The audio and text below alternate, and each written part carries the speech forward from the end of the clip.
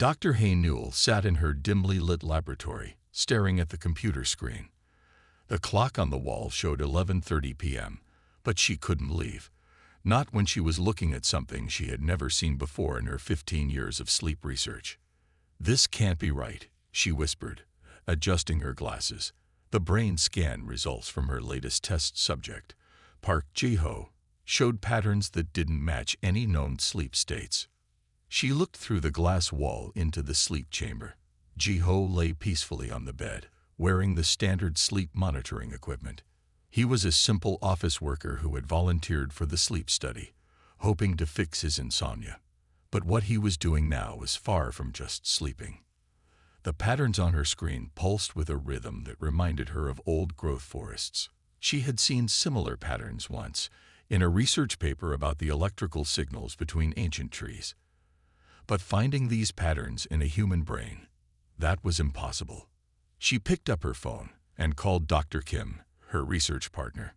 "You need to see this," she said when he answered. "Ji-ho's brain. It's communicating with something." 20 minutes later, Dr. Kim rushed into the lab. His white coat was wrongly buttoned, showing how quickly he had come. He looked at the screen and his eyes grew wide. "These readings," he said, pointing at the green waves on the screen. "They matched the forest frequency studies from last year's environmental conference." Newell nodded. "But look at this." She pressed a few keys, and a new image appeared.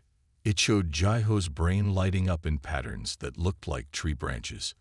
His neural pathways are reorganizing themselves. It's like his brain is turning into a forest. They watched as Ji-ho's brain activity created more and more branch-like patterns.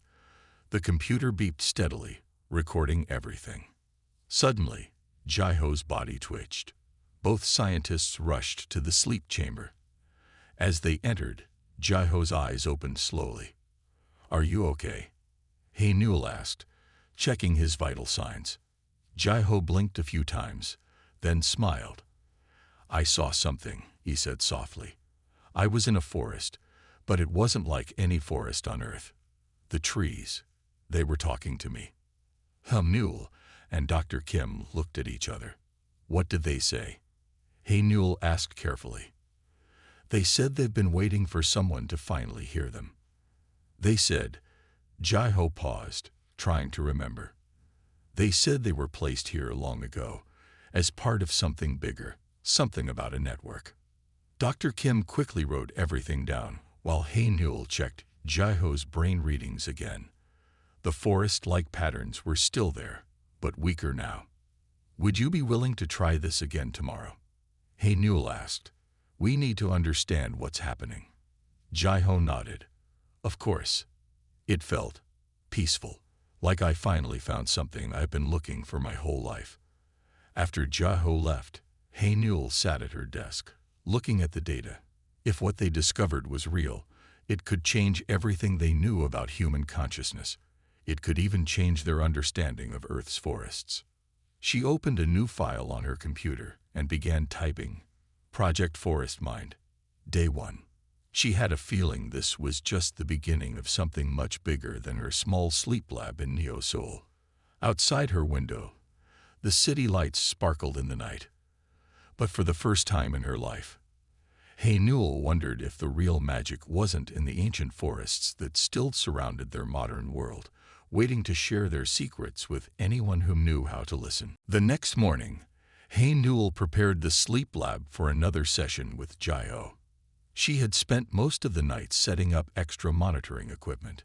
This time, she wanted to record everything. Ji-ho arrived exactly at 9 a.m., looking eager.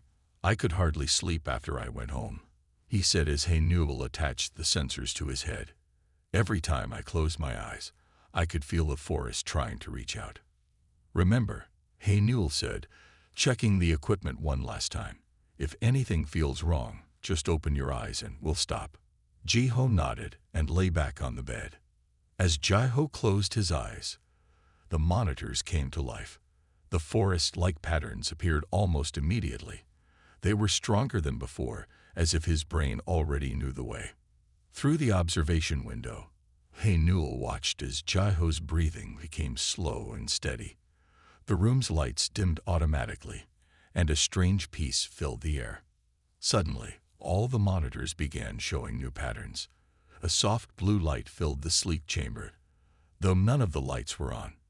Hey Newell checked her instruments, but they were working perfectly. The light seemed to come from nowhere and everywhere. In the center of the room, a shape began to form. It looked like a person made of gentle blue light. Hey Newell grabbed her phone and started recording. The light person turned to look at her. It had the shape of a woman with long flowing hair that moved like leaves in the wind. When it spoke, its voice sounded like rustling trees. "I am Mayrin," it said. "I am what you might call a forest consciousness. We have waited many cycles for humans to reach this level of awareness." Newell found her voice. "Are you real?" Mayrin smiled. "As real as the trees that have washed over your world since before your cities existed. We were placed here by those who came before, to serve as guides when humanity was ready." Jaiho sat up in his bed, his eyes still closed but his face peaceful. "She's been teaching me," he said. "The forests aren't just trees. They're like living computers. They store knowledge from across the galaxy." Mayrin nodded. "Your friend speaks truth. Earth's forests are nodes in a vast network that spans the stars. Each tree is a connection point, storing and sharing information across space and time." Hey Newell's scientific mind raced with questions. "But why show yourselves now?" "Because your world stands at a turning point," Mayrin said. "The network weakens as forests fall. Soon, Earth's connection to the galactic community could be lost forever. We need your help to prevent this." The blue light flickered, and Mayrin's form became less clear. "Our time grows short. Jaiho has shown unusual skill in reaching us. With training, he can help bridge the gap between our kinds." "How can we help?" Hey Newell asked quickly, seeing the light fade. "Teach others to connect. Find those who can hear us. The forest will guide you." Mayrin's form dissolved into sparkles of light that faded away. Jaiho opened his eyes. The room returned to normal, but nothing felt normal anymore. Hey Newell looked at her phone's recording, then at her computer's data. Everything had been captured. "What do we do now?" Jaiho asked, sitting up. Newell took a deep breath. "We do what scientists do. We study, we learn, and we share our knowledge." She paused, looking at her notes. "But carefully. Something tells me we're not the only ones who might be interested in talking to forests." Outside the lab window, the morning sun lit up the distant mountains where the old forest still grew. Hey Newell realized those trees weren't just part of the landscape anymore. They were watchers, guides, and maybe humanity's connection to something far greater than themselves. 1 week after meeting Mayrin, Hey Newell invited 2 trusted colleagues to her laboratory. Dr. Tadwan, a quantum physicist, and Dr. Sunmai, who studied ancient forests, sat quietly as they watched the recording of Mayrin's appearance. "If this is real," Tadwan said, adjusting his round glasses, "it changes everything we know about quantum communication." He looked at the data on Hey Newell's computer with great interest. Sunmai walked to the window and looked at the distant trees. "The old stories were true," she said softly. "My grandmother used to tell me the forests held secrets from the stars. I thought they were just stories." Jaiho sat in the corner, looking tired but happy. "I can connect with them more easily now," he said. "The trees show me things, important things." Newell was about to respond when her phone buzzed. It was a message from the university president. "Meeting tomorrow, 9 a.m. Bring your recent research." "That's strange," Hey Newell said. "I haven't told anyone about this except you 3. The next morning, Hey Newell went to the meeting. As soon as she entered the room, she knew something was wrong. Along with the university president sat a man in an expensive black suit.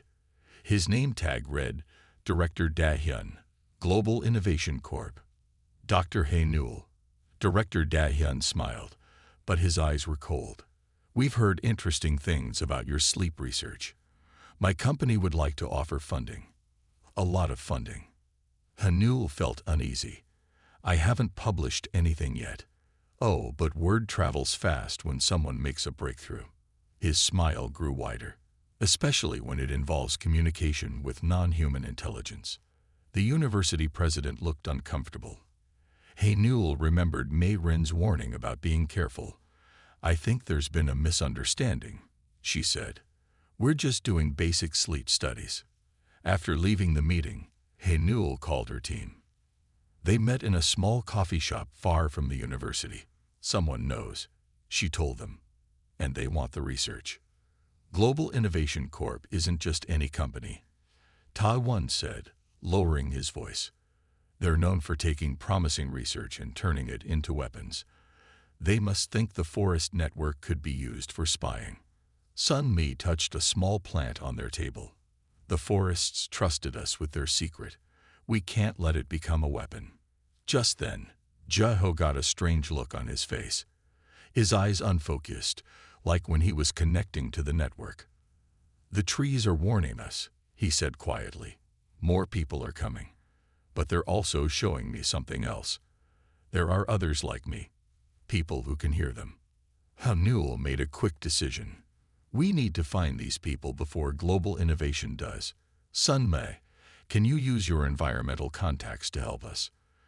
Taiwan, we'll need a way to identify potential forest speakers. I can help with that, Taiwan said. I've been working on a small device that can detect the unique brain patterns we saw in Jeho. As they made their plans, Hanul looked out the coffee shop window. The city was full of people rushing about their daily lives, not knowing that the trees watching over them held secrets from across the galaxy. She knew their small team was now part of something much bigger than themselves. That night, Hanul moved all her research to a secure location. As she drove home, she noticed a black car following her. The game of hide and seek had begun. But she had one advantage they didn't know about. The forests were on her side, and they had been playing this game for millions of years. Dr. Taiwan worked late in his private workshop, putting the final touches on his new device. It looked simple, just a small silver circle that could be worn like a pendant. But inside, it held complex technology that could help people connect to the forest network. It's ready, he told Hanul over a secure phone line. We can start testing it tomorrow. The next morning, the team met in a small house near the edge of the old forest. Sun Mi had found this place through her environmental group contacts. It was perfect, quiet and away from watching eyes. As they set up the equipment, someone knocked on the door. Sun Mi opened it to find a teenage girl standing there. She looked about 16 years old and wore a school uniform. I'm Yu Jin, she said quietly. The trees told me to come here. The team looked at each other in surprise. Jeho stepped forward. You can hear them too. Yu Jin nodded. Since I was little, I thought I was just imagining things, but last week they started showing me clear images. They showed me this house and all of you.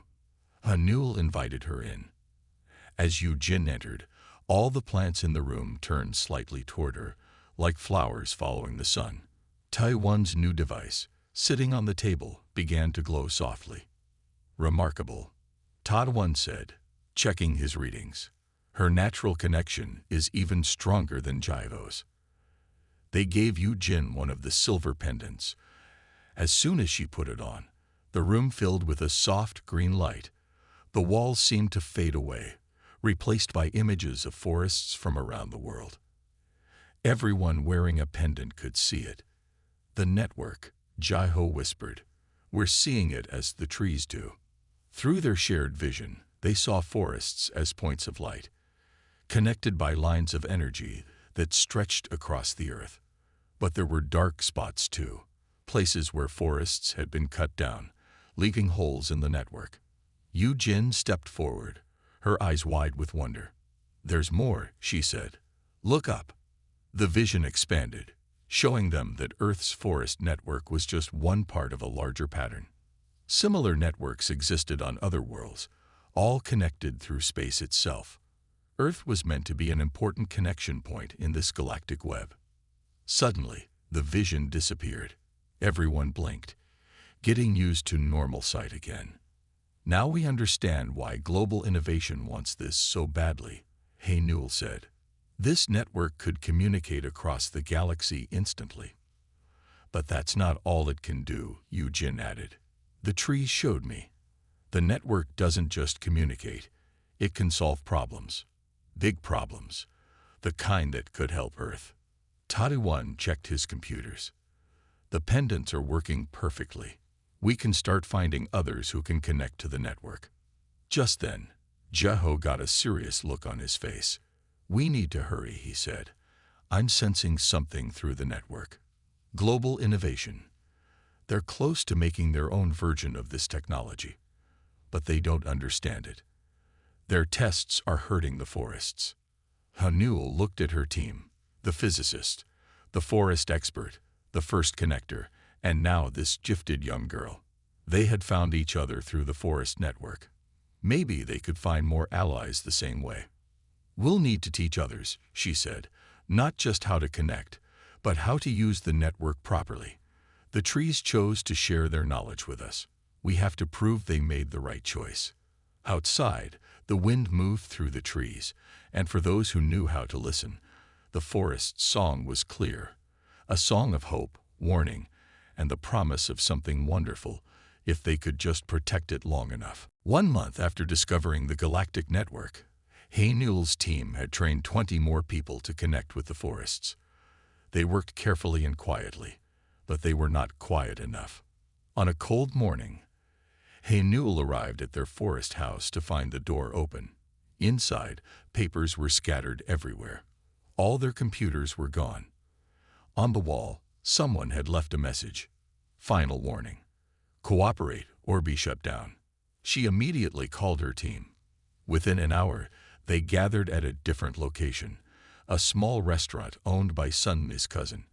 They sat in a private room at the back, speaking in low voices. Global innovation has been busy, Taiwan said, showing them his tablet. They've been buying land around all the major old-growth forests. They're building research stations there. Eugene, who had skipped school to be there, closed her eyes for a moment. The trees are in pain, she said. The company's machines, they're trying to force connections to the network. It's hurting the whole system. Jeho nodded. I feel it too. But there's something else. Mei Rin is trying to reach us. Together, they held hands and put on their silver pendants. The restaurant room faded away, replaced by the familiar blue light. Mei Rin appeared, but her form was weaker than before. The network is failing, she said, her voice full of worry. Global Innovation's attempts to access it are causing great damage. But they have discovered something that makes them even more dangerous. They know the network can see through time. Through time? Newell asked, surprised. Yes, the forest network exists slightly outside normal time. It can see patterns, possibilities. That is why we can help solve problems. We see their solutions across time. Global Innovation wants to use this power to see future market movements, to control the world's economy. Just then, they heard cars pulling up outside the restaurant. Through the window, they saw men in black suits stepping out. Director Dahyun found us. Sun Mai whispered. Mei Rin's form grew brighter for a moment. Remember, the network is more than communication. It is life itself. If they destroy it, Earth will lose its connection to the galactic community forever. Your world will be alone, blind to the greater universe. The blue light faded as Mei Rin disappeared. Everyone removed their pendants quickly. Newell looked at her team's worried faces. What do we do now? Eugene asked, her voice steady despite her fear. Before anyone could answer, Director Dahyun walked into the room, followed by 2 large men. He smiled his cold smile. Dr. Newell, he said smoothly, I hope now you're ready to be reasonable.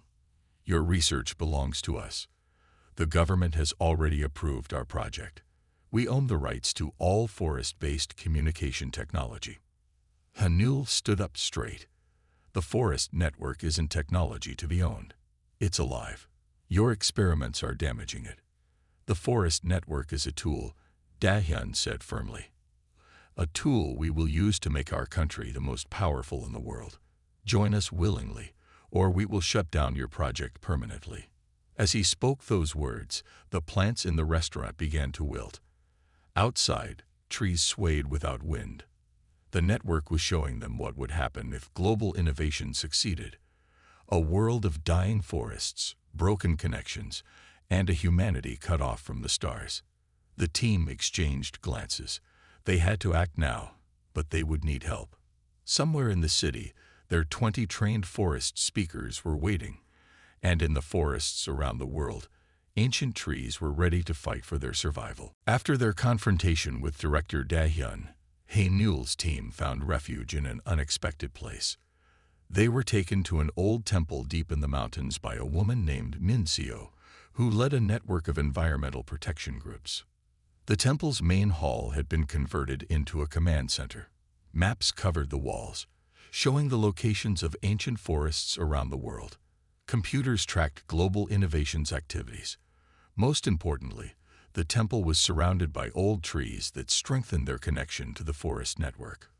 We have been watching global innovation for years, Min-seo explained, showing them around. She was tall and carried herself with quiet confidence. They have destroyed many forests for their projects. But now, they threatened something even more precious. Hae-Newell watched as Yoo-jin walked through the temple grounds. Everywhere the teenager went, plants seemed to grow stronger. Even the old trees appeared to reach toward her. The network is adapting, Jae-ho said, observing Yoo-jin. It's learning to protect itself through people like her. Tae-won worked at a table covered with his devices. He had made improvements to the silver pendants, making them stronger and harder to detect. We need to distribute these to all our forest speakers, he said. The more people connected to the network, the harder it will be for global innovation to control it. Sunmai entered the hall with exciting news. My environmental contacts have found more people who can hear the trees, she said. They're coming from all over the country. Some are even coming from abroad. That evening, as the sun set behind the mountains, Yoo-jin made an incredible discovery. While meditating with her pendant, she found she could project her consciousness through the network, reaching other worlds. There are others out there, she told the team, her eyes shining with wonder. Other civilizations. They want to help us protect the network. They're sending knowledge through the trees. Using this new connection, they learned how to strengthen the forest network. The trees began sharing their energy in new ways, making parts of the network harder for global innovation to detect or damage. Min-seo organized protest camps around threatened forests. But these weren't ordinary protests. Every camp had at least one forest speaker who could warn of coming dangers through the network. When Global Innovations teams arrived at a forest, they found peaceful protesters already waiting. The company fought back with legal threats and security forces, but they couldn't be everywhere at once. While they focused on one forest, the resistance would strengthen the network in another. Hae-Newell worked tirelessly, analyzing the data they received through the network. She discovered that the trees weren't just communicating. They were changing, becoming more resistant to damage. The forest network was fighting for its survival. One morning, as the team gathered for breakfast, Mei-rin appeared without warning. Her form was stronger than ever. "You have done well," she said, looking at each of them. "The network grows stronger because of your efforts. But global innovation is preparing for their final attack. They plan to use machines to force their way into the deepest parts of the network. We need to show the world the truth," Hae-Newell said. "Not just about global innovation's destruction, but about what the forests really are." Min-seo nodded. "My groups are ready. We have journalists who will listen, politicians who want to help. We just need proof they can't ignore." Looking around the room at her growing team, scientists, environmentalists, forest speakers, and their alien allies, Hae-Newell felt hope growing like a strong tree reaching for the sun. The real fight for Earth's connection to the stars was about to begin. The day of revelation began with a sunrise that painted the sky in shades of gold and pink. Hay Newell and her team had prepared for weeks, coordinating with forest speakers and environmental groups worldwide. Today, they would show humanity the truth about the forests. In the temple's main hall, Taiwan made final adjustments to their equipment. They had created a special device that could broadcast the forest network's presence to regular computers and phones. Anyone near a forest would be able to see what they saw. "Everything is ready," he said, checking his screens one last time. "All our teams around the world are in position." MinCO's environmental groups had organized gatherings in major forests on every continent. News crews were present, invited to witness what they were told would be a major environmental announcement. At exactly noon, Yu Jin and Jiho sat in the center of the temple garden. The other forest speakers around the world did the same in their locations. They all wore the silver pendants, now improved to carry stronger signals. "Remember," Hay Newell told them, "we only have one chance to show everyone the truth." Yu Jin closed her eyes and reached out through the network. This time, she didn't just connect to it. She helped it connect to others. The trees responded with more power than ever before. Across the world, people's phones and computers began showing strange images. News cameras captured it all. Everyone near a forest could see the network of light connecting the trees. They could see the damage global innovation had caused and the living intelligence that resided in the forests. Mei Rin appeared, not just in their temple, but in every forest worldwide. Her image was broadcast on news channels everywhere. She spoke in every language at once, telling humanity about the forest network, its purpose, and its importance to Earth's future. In New York, Paris, Tokyo, and other major cities, people stopped to watch their screens in amazement. The stock market paused trading as global innovation's secret activities were exposed to the world. Director Da Hyun rushed to his company's main research facility. He ordered his scientists to force their way into the network, to take control before it was too late. But the trees were ready for this. As global innovation's machines powered up, the forest network responded. Trees around their facilities grew stronger, their roots breaking through concrete, their branches blocking satellite signals. The machines overloaded and shut down. Governments around the world began receiving messages from an unexpected source. Other civilizations, communicating through the forest network. They offered friendship and knowledge, but with one condition: Earth's forests must be protected. The evidence was undeniable. Global Innovation's board of directors called an emergency meeting. By evening, Director Da Hyun was removed from his position. The company's forest research projects were shut down. Han Newell watched on the temple's television as world leaders made announcements. New laws would protect the forests.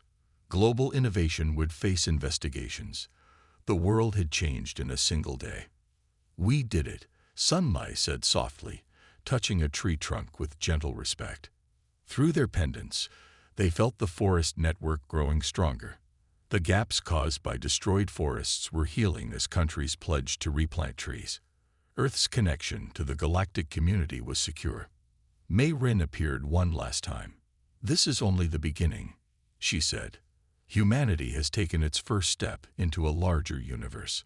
The forests will help guide your way." As the sun set on this historic day, people around the world looked at trees differently. They weren't just plants anymore. They were Earth's connection to the stars and humanity's partners in a grand cosmic journey. 1 year after the Great Revelation, Hay Newell stood at the entrance of the new Forest Meditation Academy. The building, made of sustainable materials, blended perfectly with the surrounding forest. Large windows let in natural light, and living trees grew right through the building's center. Inside, students from around the world learned to connect with the forest network. Jiho and Yu Jin had become the main teachers, sharing their deep understanding of the connection between humans and trees. The first class graduates next week, Jiho told Hay Newell as they walked through the academy's halls. Students sat in meditation circles, their silver pendants glowing softly as they practiced connecting to the network. In the main garden, Yujin worked with a group of young students.